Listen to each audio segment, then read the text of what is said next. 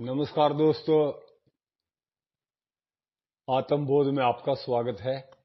श्री भागवत गीता का 5वां अध्याय चल रहा है।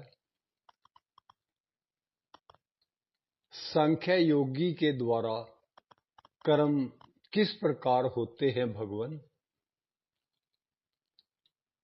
शरीर, इंद्रियां और मन को वश में किया हुआ सांख्य योगी मन से संपूर्ण कर्मों को 9 द्वारों वाले शरीर में छोड़कर न करता हुआ और न करवाता हुआ सुखपूर्वक अपने स्वरूप में स्थित रहता है। सांख्य योगी तो न कर्म करता है और न कर्म करवाता है, पर परमात्मा तो करवाते होंगे। परमात्मा न तो किसी मनुष्य के कर्तापन की रचना करते हैं, न किसी से कर्म करवाते हैं और न कर्म फल के साथ किसी का संबंध ही जोड़ते हैं, परंतु मनुष्य अपने अपने स्वभाव के अनुसार ही कर्म करते हैं और अपने को उन कर्मों का कर्ता मान लेते हैं। फिर कर्म फल के साथ संबंध अपने आप हो जाता है।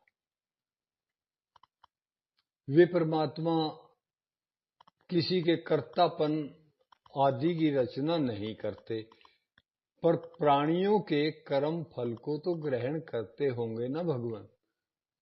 सर्वव्यापी परमात्मा किसी के भी पाप और पुण्य कर्म को ग्रहण नहीं करते, किंतु अज्ञान के द्वारा स्वरूप का ज्ञान ढका हुआ होने से वे जीव मोहित हो जाते हैं, अर्थात अपने को कर्मों का कर्ता और भोगता मान लेते हैं, जिससे वे जन्मते और मरते रहते। तो क्या सभी जीव इसी तरह अपने को कर्ता भोगता मानकर मोहित होते रहते हैं? नहीं। जिन्होंने ज्ञान यानी विवेक के द्वारा अपने अज्ञान का नाश कर दिया, उनका वह सूर्य की तरह ज्ञान उनको परमात्मा को प्रकाशित कर देता है, अर्थात उनको परमात्मा का अनुभव करा देता। उस परमात्म तत्व का अनुभव और किसको होता है भगवान? जिनकी बुद्धि और मन तदाकर हो रहे हैं, जिनकी स्थिति परमात्म तत्व में है, ऐसे परमात्मा प्रायण साधक विवेक के द्वारा पाप पुण्य से रहित होकर परमात्मा को प्राप्त हो जाते हैं। उनका फिर पुनर्जन्म नहीं होता। जो परमात्मा को प्राप्त हो जाते हैं, उन महापुरुषों का ज्ञान व्यवहार काल में कैसा रहता है भगवान? वे तत्वज्ञ महापुरुष विद्या विनय संपन्न ब्राह्मणों में और चंडालों में तथा गाय, हाथी और कुत्तों में भी एक समरूप परमात्मा को ही देखते, न कि खान पान आदि व्यवहार से उनके साथ एकता करते।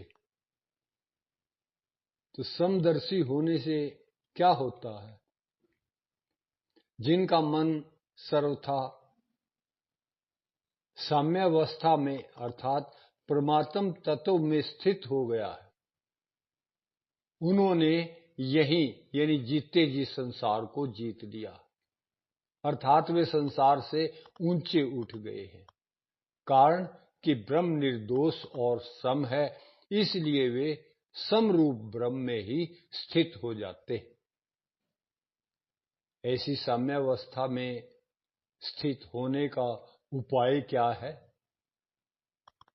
व्यवहार में प्रिय अप्रिय अर्थात अनुकूल प्रतिकूल परिस्थिति प्राप्त होने पर भी जो हर्ष और शोक नहीं करता, वह मोह रहित स्थिर बुद्धि वाला और ब्रह्म को जानने वाला मनुष्य परमात्म तत्व में ही स्थित रहता है।